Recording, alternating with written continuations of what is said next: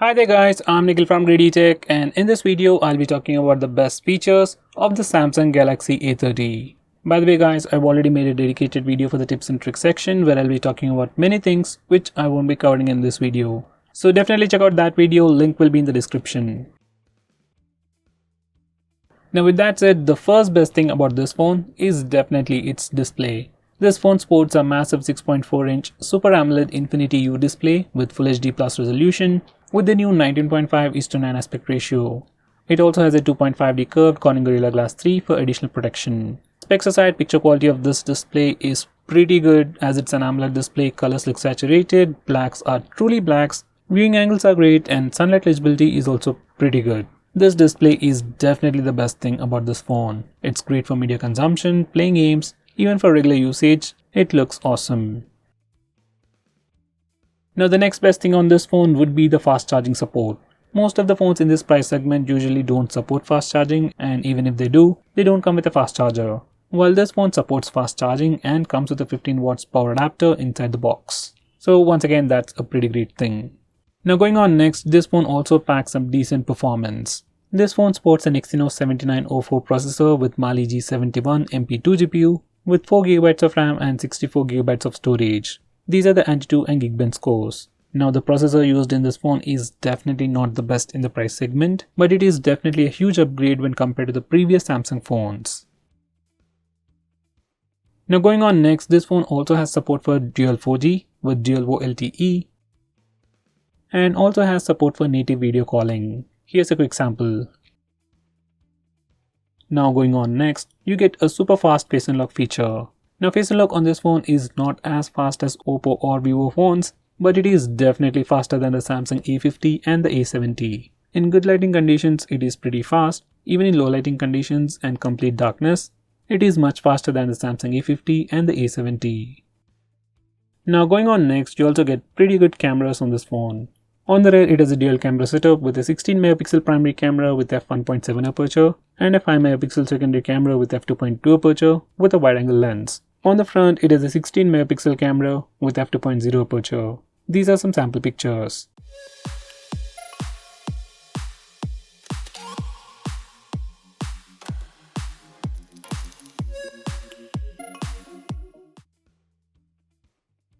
Next, this phone also comes with a wide angle camera on the rear. These are some sample shots.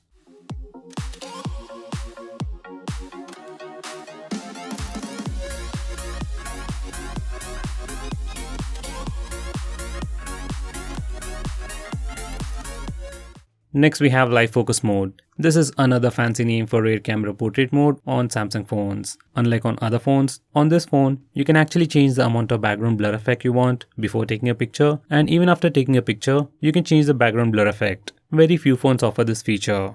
These are some sample shots.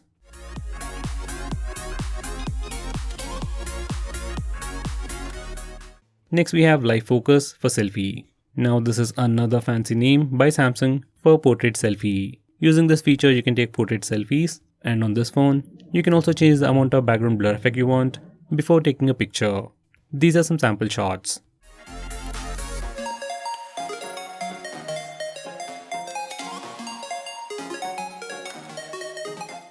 Next we have AR emoji, which is Samsung's version of Apple's Animoji. First you need to create AR emoji by taking a picture of yourself.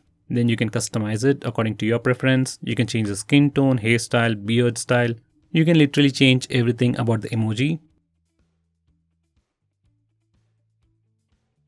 Then you can take pictures of your emoji, making weird expressions. You can also stick the emoji to your face like a sticker and then take pictures. You can also share your custom emoji with anyone, anywhere, directly from the Samsung keyboard app.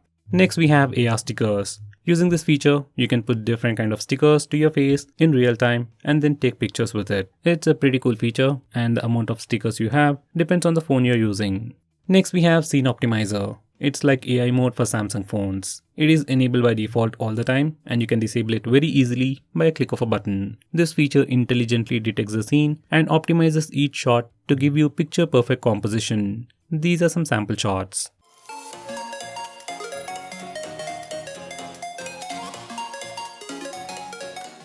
Next we have Samsung Pay Mini, which is a mini version or a stripped down version of Samsung Pay. It is more like a small application that links your MobiKwik, Paytm, free charge accounts along with your bank accounts and helps you make some payments. I wouldn't recommend you using this app, but you can give it a try. Next we have Always On Display. And just like the name suggests, once you enable this feature, display of your phone is always on even when you lock your phone. It will display time, date and notification icons. You can keep it always on or turn it on only at a specific time. You can double tap the notification icon to open it, double tap on the clock to go through different face widgets. You can even control the music player from the Always On display. You can also change the clock style, add new widgets and customize it more. As this phone comes with an AMOLED display, it won't affect the battery life and you get a very cool look.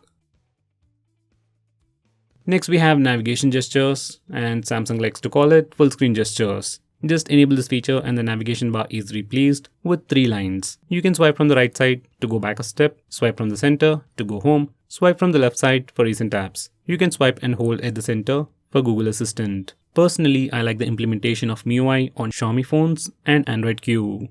Next we have split screen mode. To open any application in split screen mode, you need to first open that application, go to the recent apps page, click on the app icon and select open in split screen. Then that application will open in a split screen and you can select the secondary application from your recent apps, or you can go to the home screen and select the secondary application from there. You can find this feature on all Android phones and this is how you can use it on this phone. Next we have pop-up view, which opens an application in a floating window. Opening an app in pop-up view is similar to split screen mode. Once you open an application in a pop-up view, you can change its transparency, make it a bit transparent. You can minimize it to a floating bubble, just like Facebook chat heads, maximize it or even close it. I would recommend you not to use this feature as it is resource intensive. Next we have smart pop-up view. This feature allows you to open applications in a pop-up view every time you get a notification from that application. First you need to enable this feature for the desired application. Once again, it's better not to use this feature. Next we have night mode. This is one of my favorite features on this phone. Once you enable it, most of the UI elements change color from light to dark or black. You can just turn it on from the notification toggles or schedule it to turn on and turn off automatically at a specific time. Using this mode strains your eyes less at night, saves battery and definitely looks pretty cool because of the AMOLED display. Now going on next, we can even hide that notch. Now once you enable this feature, area beside the notch is completely blacked out, status bar is moved below and it perfectly hides the notch. Because of the AMOLED display, you won't even see the notch. Now going on next, we have palm swipe to capture. Now before I show you what this feature does, let me show you how to take a normal screenshot. For that, simply press the volume down and power button both at the same time. Once you do that, your phone will take a screenshot. Now for some reason, if you're not able to do that and want an easy way, you can enable this feature called palm swipe to capture. Once you enable this feature, you can simply swipe the display of your phone with your palm, left or right, to take a screenshot. Sometimes it doesn't work, but most of the time, it works without any problems. Next we have Smart Alert. Once you enable this feature, every time you pick up your phone will vibrate if you have a missed call or a message. Next we have Easy Mute. Once you enable this feature, you can easily mute incoming calls or alarms by placing your hand on your phone or by turning your phone face down. Here's a quick preview.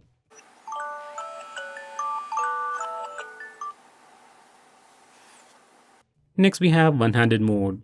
Now once you enable this feature and swipe from the bottom left or right corner of the screen size will shrink, your phone will become much more usable with a single hand.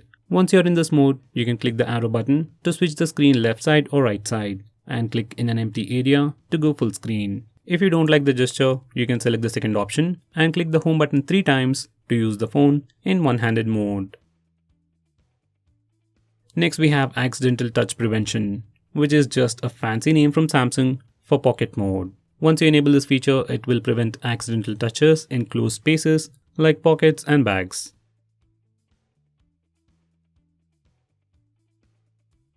Next we have Lift to Wake. Now this feature is self-explanatory. Once you enable this feature, you can simply lift your phone to wake it up. This can be quite useful if you're using Face Unlock feature. You just need to raise your phone, it'll see your face and then unlock your phone. Next we have Smart Stay. Once you enable this feature, your phone's display will stay on as long as you're using it.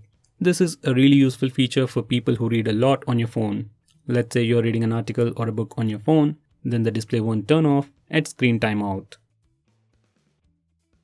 Next we have digital well-being. Now this is actually a feature from Google, so it should be on all the Android phones. Now this feature will record all your activity on your phone, like how long you're using your phone, which apps you're using a lot, and how many times you have opened a particular application. So this feature gives you all that information, and you can see which apps you open frequently and which apps you're addicted to. You can also restrict app usage by using this feature. Next we have wind down. Now this feature is built into the digital well-being application, but it has its own unique features. Now this feature wind down will help you sleep quickly at night. You can turn it on manually or schedule it to automatically turn on at a specific time. Once you set it up and it's turned on, it changes the screen to grayscale, that's black and white, and blocks notification. It can also turn on do not disturb mode, so you won't be disturbed with annoying notifications.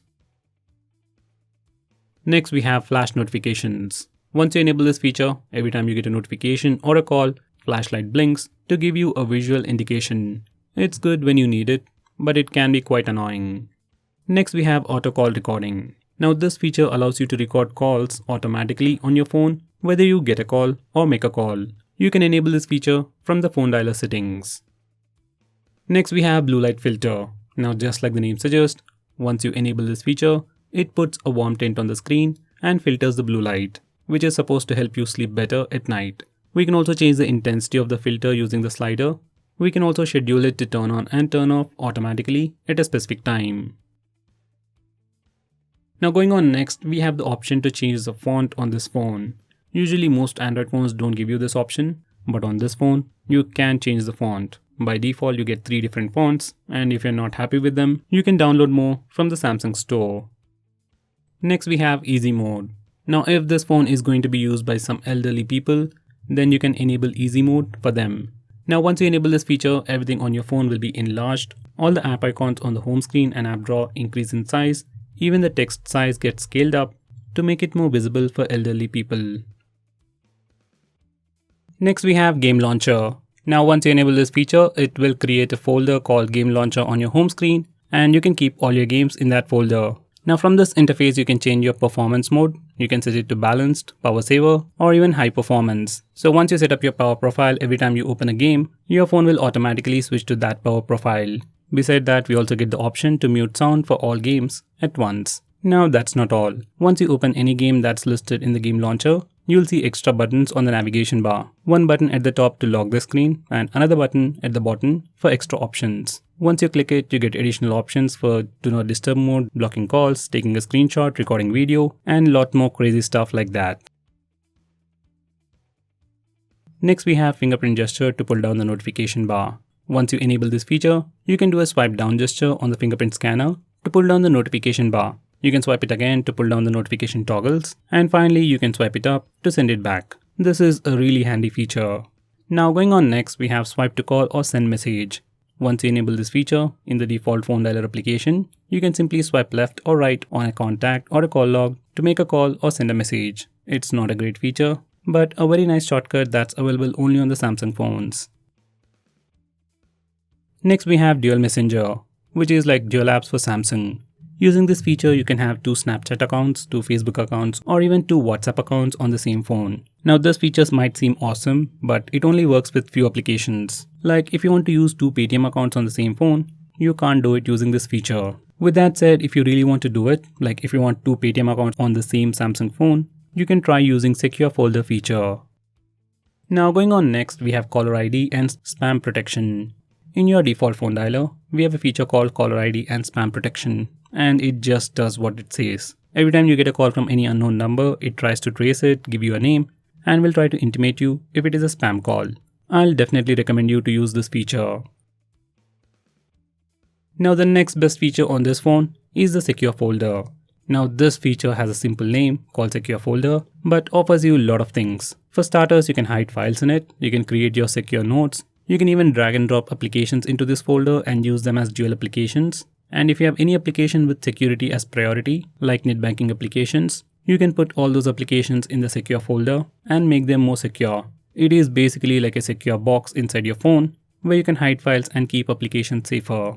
Now this is an awesome feature, but it is very resource intensive. So if you don't have a high-end Samsung phone, I will not recommend you to use this feature. Instead, try third-party applications. Now going on next, this phone also has Dolby ATMOS sound enhancement. You can enable it by using the toggles or by going to the sound settings. Once you enable it, you have different sound profiles like auto, movies, music and voice, and depending upon the sound profile, you will get different audio experience. Right now this feature is only available if you are using a headset.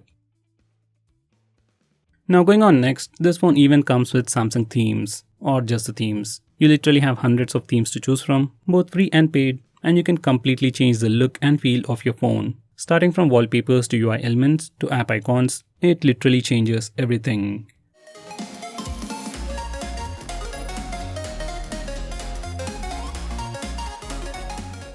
Now going on next, we have maximum power saving mode. On previous Samsung phones, it was called as ultra power saving mode, and once you enable this feature, it will decrease the screen brightness, set speed limiter, restrict background network usage, limit the number of apps that you can use, and apply a dark theme. On the whole, it does all these things to improve the standby time of your phone. Now even in this mode, you can still use Wi-Fi, Bluetooth and mobile data, and use some regular applications like YouTube, Facebook, and even use the camera application. If you're on a very long journey, just enable this mode and you can have great battery life. Now going on next, we can also increase the touch sensitivity of the display. Now most of the time, if you add a screen guard or a tempered glass to your display, touch sensitivity might go down. In that case, you can use this feature. Next we have Kids mode. You can access it from the notification toggles. Now the first time you try to open it, it might try to download a brand new application, but once everything is set and done, this is the user interface that you get. Using parental controls, you can set daily playtime. You can also check out the daily usage of your kid. You can check out their complete activity. You can restrict the number of apps that they can use, contacts they can see, and music they can listen to. It completely transforms your phone into a brand new phone, which is safe for your kid to use. Now going on next, we have lock screen stories. If you want to see something interesting and useful information every time you see the lock screen, just enable this feature. Once done, every time you try to unlock the phone by going to the lock screen, you will see a different story. Now going on next, this phone also comes with a dedicated SD card slot. If the internal storage is not sufficient for you, you can always add in an SD card and expand the storage. It's not a big deal, but if you need extra storage, that dedicated SD card slot will come in handy. Now going on next, we can also reduce animations on this phone. Now for some reason, if you want to reduce animations and thereby reducing the CPU load, then you can do it on this phone by just disabling this toggle. Even if you reduce animations, there are still some animations going on, and for some reason if you want to completely remove animations, you can do it from the accessibility settings. Once you completely remove animations, personally I'll stick with animations even at a cost of performance and battery life. Now going on next, we can also disable fast charging. Now this phone, as you might have already known, comes with fast charging, supports fast charging, and comes with a fast charger inside the box. But for some reason, maybe for a prank or something else, if you want to disable fast charging, you can do it from the battery settings. Now going on next, this phone also has wideband L1 support. That means you can stream high definition videos from Netflix and Amazon Prime on this phone. This is kind of a big deal if you watch a lot of video content on your phone. So guys, that's pretty much it for this video. Thanks for watching. If I missed out on anything important, do let me know by commenting below this video, and definitely check out my video on the tips and tricks section where I'll be talking about many things which I didn't cover in this video. By the way guys, if you're planning to buy this phone, use the link in the description. It always helps the channel. And if you want us to make any specific video or if you have any questions, tweet out to us with the hashtag ASKGREEDYTECH on Twitter and we will try to make it as soon as possible. I'm Nikhil from GreedyTech signing off. Have a nice day.